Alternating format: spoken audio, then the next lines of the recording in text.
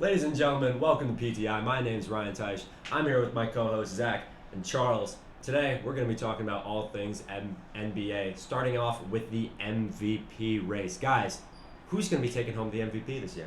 I gotta go with Jason Tatum. He has that fire lit under him from last year's disappointing finals run.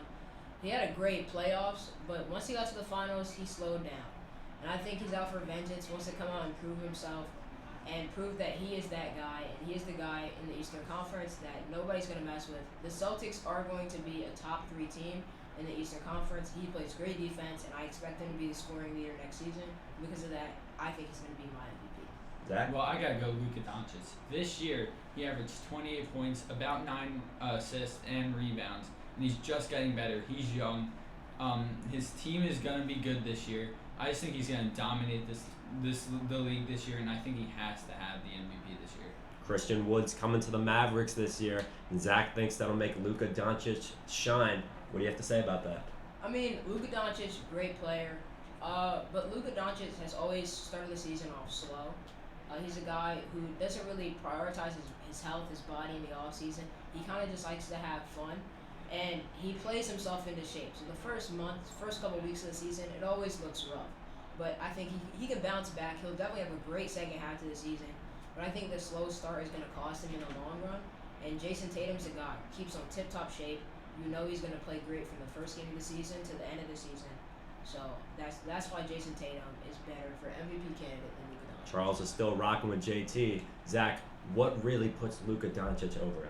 Well, first off, I want to say I've seen multiple videos of Jason Tatum partying in Miami this offseason, so just want to say he has not been really, just been putting in the work this offseason, which, you have to do. You have to have fun.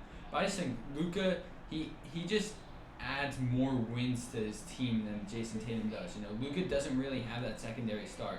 I think a Mavericks team without Luka would really struggle, but with Luka, they could be a top seed in the Western Conference. I just think that puts him over Jason Tatum, whereas the Celtics wouldn't struggle as much without Tatum. Both of you guys have some good points. It's safe to say we have reached a new era of NBA basketball. We're going to see a lot of young guys front-running the MVP discussion this year. Speaking of young guys, let's move on to our second topic. Who is going to be winning Rookie of the Year this year? Zach, I'll start with you this time. I mean, I think it's got to be the number one overall pick, Paolo Banchero. I think he has the opportunity to be the number one scorer in Orlando. They don't really have anyone else to put the ball in the basket, so I think he's going to be given the keys. I think that he's just NBA ready. He's built for his body. Reminds me of a body like LeBron. He's just built for the league. He was dominant last season with Duke. He was a good leader. I think all he needs to improve is his defense. But for this year, I think he's the most talented rookie. Charles? I have to go with Jaden Ivey. It's a guy who put himself in the best possible situation for himself.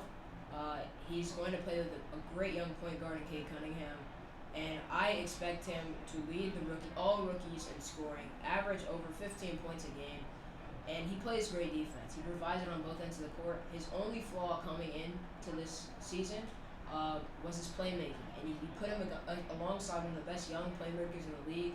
I think that will form a deadly backcourt with Cade and Ivy, and I think Jaden Ivey, because of that, will be winning Rookie of the Year. Pistons are looking promising, and Ivy's showing flashes of potentially a young John Wall, Russell Westbrook, even John Morant. But Zach, you, I assume, still have Paolo winning. What really makes Paolo the better candidate? Yeah, well, I do agree. Jaden Ivey does have a really good fit, but I just think Paolo's more NBA ready. I saw Ivy. I watched some college games with him at Purdue.